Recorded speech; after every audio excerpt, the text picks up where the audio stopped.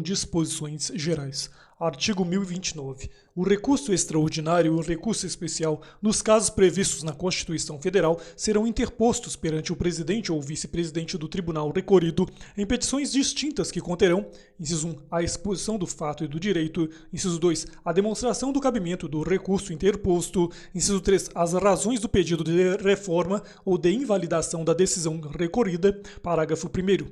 Quando o recurso fundar-se em dissídio jurisprudencial, o recorrente fará a prova da divergência com a certidão, cópia ou citação do repositório de jurisprudência oficial ou credenciado, inclusive em mídia eletrônica, em que houver sido publicado o acórdão divergente, ou ainda com a reprodução de julgado disponível na rede mundial de computadores, com indicação da respectiva fonte, devendo-se, em qualquer caso, mencionar as circunstâncias que identifiquem ou assemelhem os casos confrontados.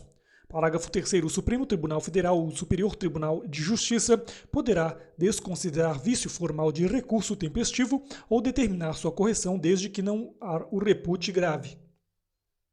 Parágrafo 4º. Quando, por ocasião do processamento do incidente de resolução de demandas repetitivas, o presidente do Supremo Tribunal Federal ou do Superior Tribunal de Justiça receber requerimento de suspensão de processos em que se discuta questão federal, constitucional ou infraconstitucional, poderá, considerando razões de segurança jurídica ou de excepcional interesse social, estender a suspensão a todo o território nacional até ulterior decisão do recurso extraordinário ou do recurso especial a ser interposto.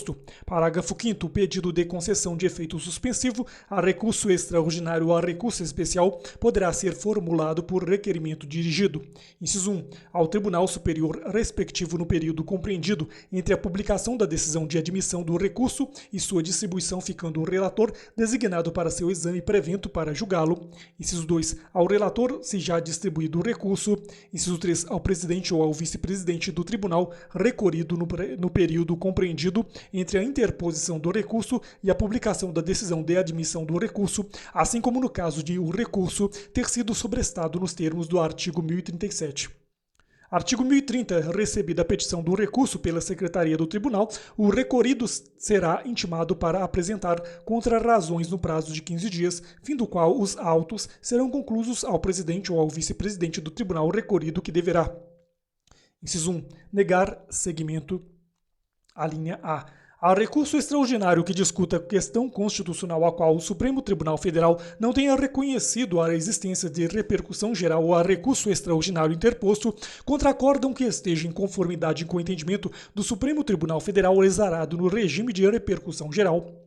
A linha B. O recurso extraordinário a recurso especial interposto contra acórdão que esteja em conformidade com o entendimento do Supremo Tribunal Federal ou do Superior Tribunal de Justiça, respectivamente exarado no regime de julgamento de recursos repetitivos. Inciso 2. Encaminhar o processo ao órgão julgador para a realização do juízo de retratação se o acórdão recorrido divergir do entendimento do Supremo Tribunal Federal ou do Superior Tribunal de Justiça, exarado conforme o caso nos regimes de repercussão geral ou de recursos repetitivos.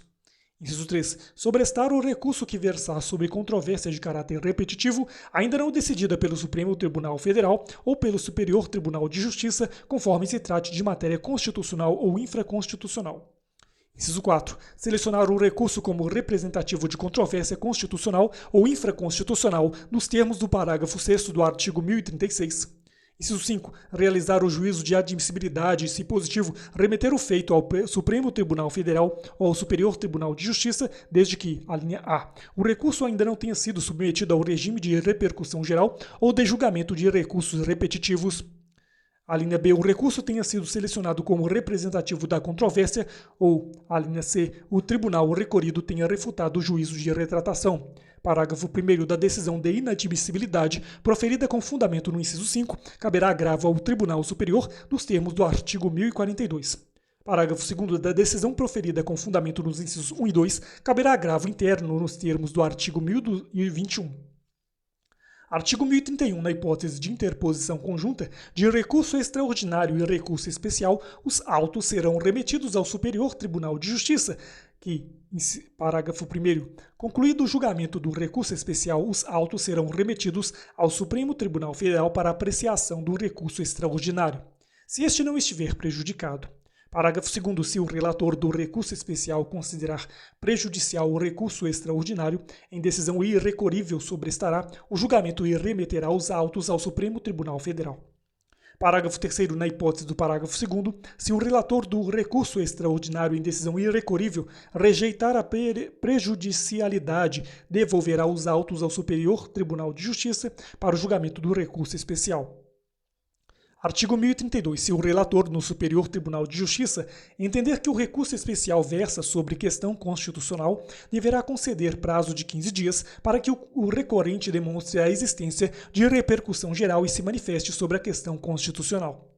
Parágrafo único. Cumprida a diligência de que trata o caput, o relator remeterá o recurso ao Supremo Tribunal Federal, que em juízo de admissibilidade poderá devolvê-lo ao Superior Tribunal de Justiça.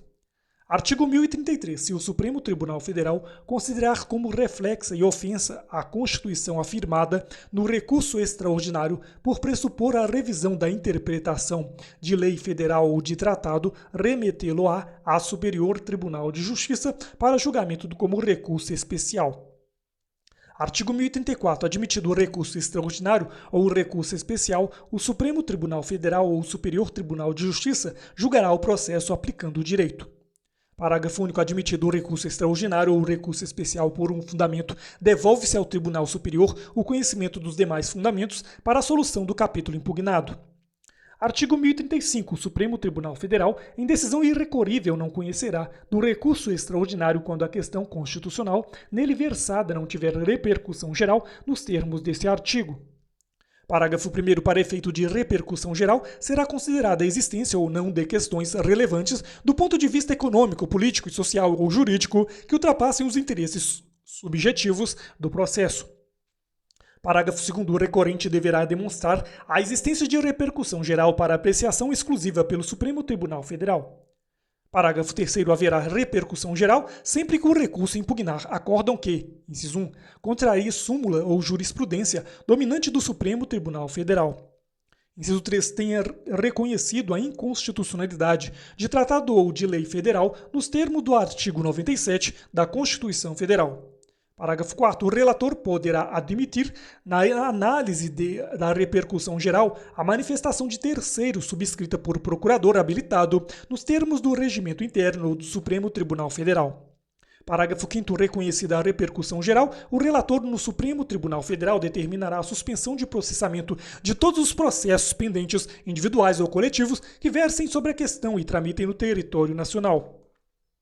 Parágrafo 6º. O interessado pode requerer ao presidente ou ao vice-presidente do tribunal de origem que exclua da decisão do sobrestamento e inadmita o recurso extraordinário que tenha sido interposto intempestivamente, tendo o recorrente o prazo de 5 dias para manifestar-se sobre esse requerimento.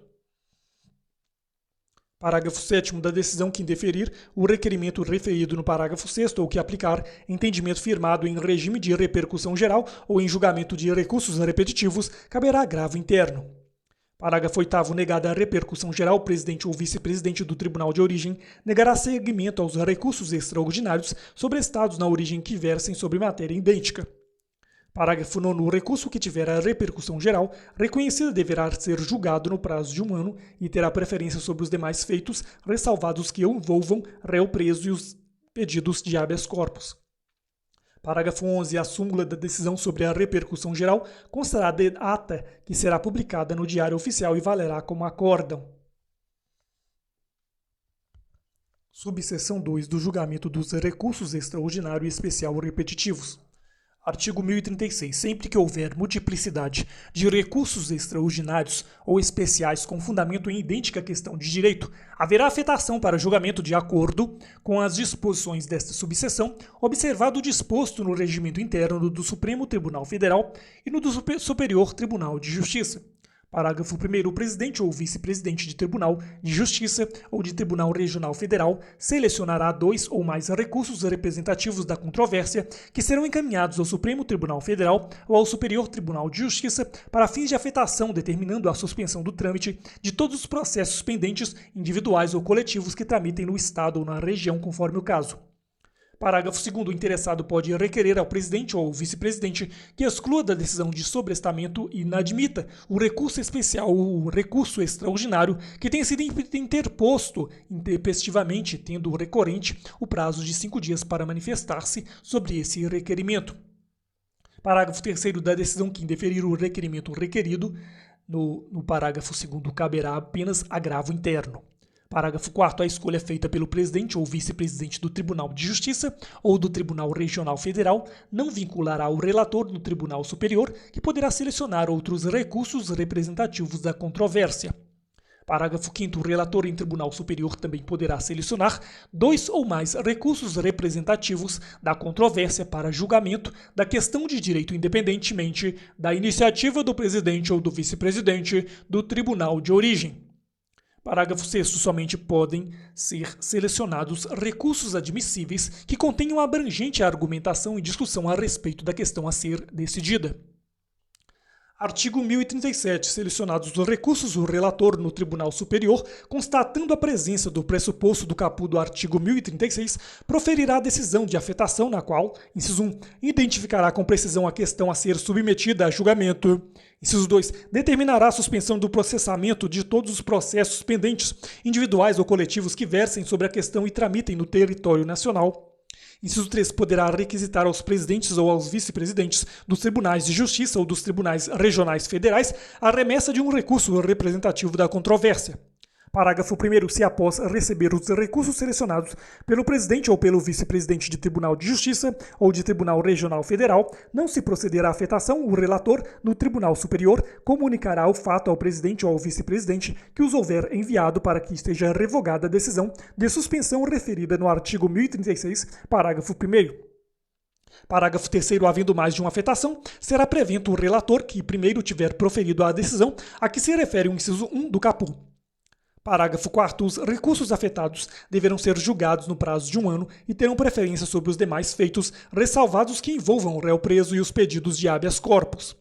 Parágrafo 6º. Ocorrendo a hipótese do parágrafo 5º, é permitido a outro relator do respectivo Tribunal Superior afetar 2 ou mais recursos representativos da controvérsia na forma do artigo 1036.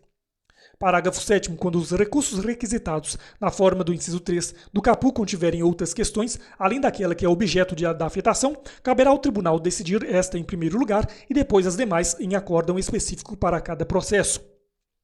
Parágrafo 8º. As partes deverão ser intimadas da decisão de suspensão de seu processo a ser proferida pelo respectivo juiz ou relator quando informado da decisão a que se refere o inciso 2 do caput. Parágrafo 9º. Demonstrando distinção entre a questão a ser decidida no processo e aquela a ser julgada no recurso especial ou extraordinário afetado, a parte poderá requerer o prosseguimento do seu processo. Parágrafo 10º. O requerimento a que se refere o parágrafo 9º será dirigido, inciso 1, ao juiz, se o processo sobrestado estiver em primeiro grau. Inciso 2, ao relator, se o processo sobrestado estiver no tribunal de origem. Inciso 3, ao relator do acórdão recorrido, se for sobrestado o recurso especial ou recurso extraordinário no tribunal de origem. Inciso 4, ao relator no Tribunal Superior de recurso especial ou de recurso extraordinário cujo processamento houver sido sobrestado. Parágrafo 11, a outra parte deverá ser ouvida sobre o requerimento a que se refere o parágrafo 9º no prazo de 5 dias. Parágrafo 12. Reconhecida a distinção no caso, inciso 1, dos incisos 1, 2 e 4 do parágrafo 10, o próprio juiz ou relator dará prosseguimento ao processo. Inciso 2. Dos incisos 3 do parágrafo 10, o relator comunicará a decisão ao presidente ou ao vice-presidente que houver determinado o sobrestamento para que o recurso especial ou recurso extraordinário seja encaminhado ao respectivo Tribunal Superior na forma do artigo 1030 do parágrafo único. Parágrafo 13. Da decisão que resolver o requerimento a que se refere o parágrafo 9º, caberá, inciso 1, agravo de instrumento, se o processo estiver em primeiro grau. Inciso 2, agravo interno, se a decisão for de relator. Artigo 1038. O relator poderá, inciso 1, solicitar ou admitir manifestação de pessoas, órgãos ou entidades com interesse na controvérsia, considerando a relevância da matéria consoante dispuser o regimento interno. Inciso 2. Fixar data para, em audiência pública, ouvir depoimentos de pessoas com experiência e conhecimento da matéria com a finalidade de instruir o procedimento.